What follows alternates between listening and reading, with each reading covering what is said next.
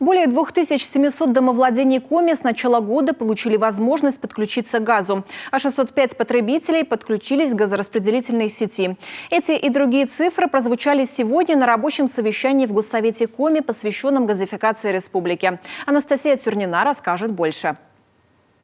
Сегодня работы по газификации в Коми идут в 47 населенных пунктах. В этом году они активно продолжаются. В республике составлен план-график работы. Его утвердил глава Коми в марте прошлого года. В 2022 году в рамках догазификации построили около 200 километров газопроводов. Цифра огромная. Обычно объем работ колеблется в районе 50-60 километров. Мы сегодня работаем в соответствии с утвержденными сроками как плана графика, так и производственными планами. Даже идем с опережением. По итогу 2022 года на 10% превысили сроки для мероприятий. Но я бы не сказал, что что-то мешает или трудности. Да, есть определенные препятствия, в первую очередь связанные с тем, что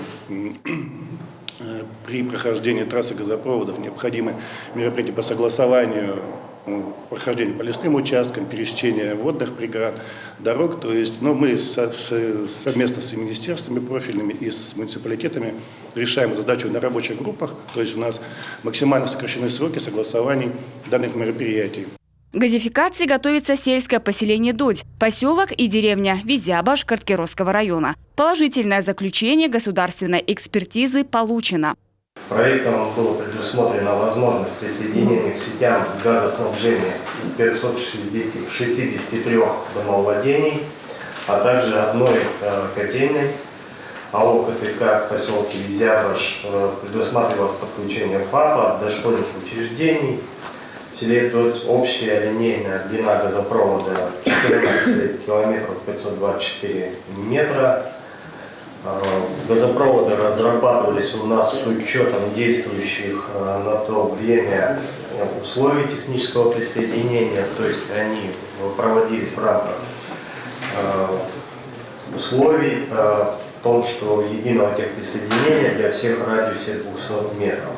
Набирает обороты история с газификацией в местечке Искар, что под Сыктывкаром. Проект разработали еще в 2016 году. После он пережил немало изменений, в том числе с учетом федерального законодательства. Впрочем, ждать газа жителям 402 домов осталось недолго.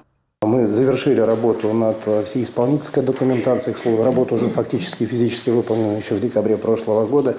И в настоящее время вся документация находится уже в Ростехнадзоре, и это практически финальный этап, и до пуска газа осталось уже немного. Об этом также хочу сказать. Совместно с «Газпромом» мы уже и наладили, и наметили, как будут происходить пусконаладочные работы, в какие сроки.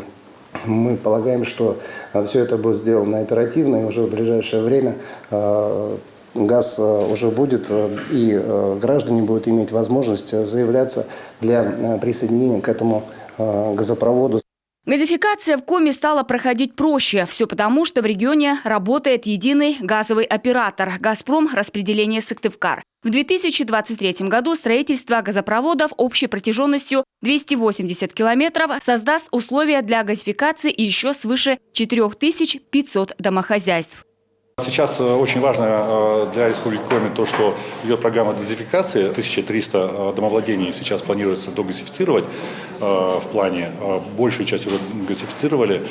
И сейчас самая большая проблема – это убедить жителей. То есть газ проводится, газ подведен к домам, но многие дома не газифицируют свои участки. Поэтому сейчас основная проблема и основная работа – это именно с жителями муниципалитетов по разъяснению о том, что газ необходим, с газом дешевле, с газом удобнее. Для снятия этого препятствия в республике приняты меры социальной поддержки. С этого года законом Коми предоставляется материальная помощь до 100 тысяч рублей. И эта сумма самая большая по северо-западу. К настоящему времени у нас есть возможность всем одиноко проживающим пенсионерам и вообще всем сельским семьям с детьми получить эту необходимую помощь. Поэтому в целом, оценивая все домохозяйство, можно сказать, что практически точно более половины, а возможно и более 60% всем домохозяйств могут претендовать на эту помощь. График работы расписан на годы вперед. Только до 2025-го газ придет в 22 котельные региона. Вопросы улучшения качества газопроводов и систем депутаты обсудят уже в мае на парламентских слушаниях. Анастасия Тюрнина, Дмитрий Ведерников, телеканал Юрган.